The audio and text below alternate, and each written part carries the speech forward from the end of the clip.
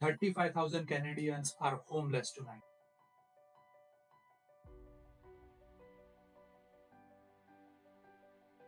Right now, Canada is the 20th wealthiest country on the earth. Still, over 235,000 Canadians don't have a place to call home.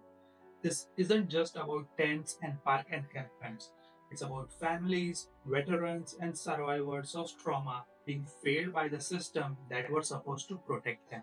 How did Canada, a nation known for its compassion, end up here? And what we can do to fix it? Let's unpack this crisis together. Hello everyone and welcome back to the channel. In today's episode, we will explore the multifaceted crisis of homelessness in Canada. We will examine the current state, understand the root cause, trace the historical context, and discuss the potential solutions to this growing concern. Over 35,000 Canadians will be homeless tonight, out of which Indigenous people make up of 30% homeless population but just 5% of Canada's total population. A significant portion of homelessness population comprises youth, Indigenous people, and veterans. In Toronto, the average rent is roughly about $2,300 for one bedroom. This isn't just a bad luck, it's a system collapse. Let's rewind and see how we get there.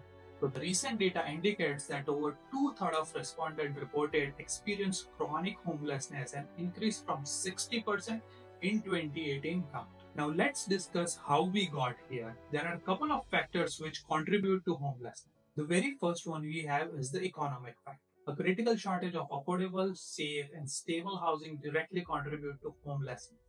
Many Canadian families and individuals spend more than 50% of their income on housing, placing them at a very serious risk. In the 1990s, Canada stopped building social housing. Since then, only 4% of the new housing total units are affordable. The other factor in this one is the income inequality. The widening gap between the wealthy and the poor separates housing stability. The second thing we need to discuss is the personal circumstances. In that, relationship issues comes at number one, which breakdowns of roughly about 37% of homelessness cases. The other one is the fleeing abuse. Fleeing abuse is a common pathway into homelessness for many, accounting for over 13% of these cases. This is 4 times more likely for women than men.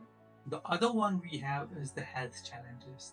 Mental health and substance use in this is the big one. Mental health issues and substance use disorder are prevalent among the homeless population, often both as cause and consequences of homelessness, not getting a treatment on time. The homelessness crisis in Canada has evolved over decades. Let's talk about 1980s economic downturn. So, economic recession leads to job loss and increased poverty, contributing to rising homelessness. Other factors are the policy shifts. Reduction in the federal funding for affordable housing during the late 20th century increases this issue as well. The other one is the urbanization. Rapid urban growth without corresponding affordable housing leads to increased homelessness in major cities that we are seeing right now in major cities across like Toronto and Vancouver. Now let's discuss what are the measures and solutions. Now addressing homelessness requires a multifaceted approach. The very first one in this one is the housing initiative. So housing first. This approach prioritizes providing permanent housing to homeless individuals without preconditions, leading to improved stability and well-being. The other one is, of course, increasing affordable housing development. Investing in the construction and maintenance of affordable housing units is very crucial. We can also chat more about tiny homes in this one. The other factor would be unused government lands, which can convert into affordable housing solutions. Let's talk about the support services. Now, mental health and addiction services accessible treatment program can address underlying health issues contributing to homelessness. Government is also doing employment programs such as they are providing job trainings and placement services that can help individuals regain financial independence. The other one this we have is the policy and advocacy, like the income support, like enhancing social assistance program to ensure a livable income that prevent homelessness. The next factor we have are the tenant protection, which is very prevalent in state or province of Ontario, like strengthening laws to prevent unjust evictions and ensure housing stability.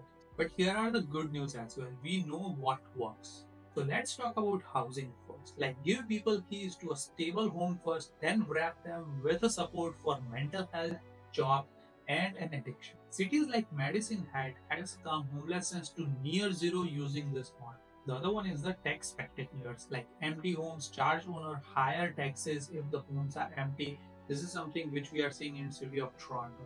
The other one is the indigenous-led solutions. Let indigenous community lead housing projects rooted in the culture and we also have something called rent control and eviction bans. Like this protects vulnerable rentals from predatory landlords. But here's the catch.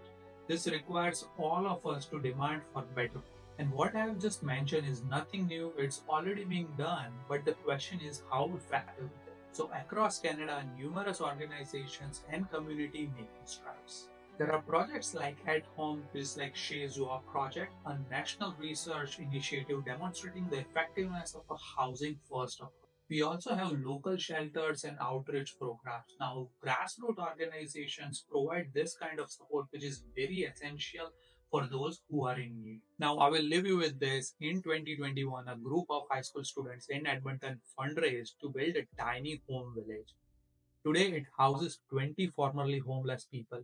If teenager can do that, imagine what we can do. And if you are someone who's interested in learning more about and getting involved, check out the links in the description for resources and the way to contribute to the community. And if you know about any such organization or any of your feedback, please post in the comment section below. Thank you so much for watching, and I will see you in the next week.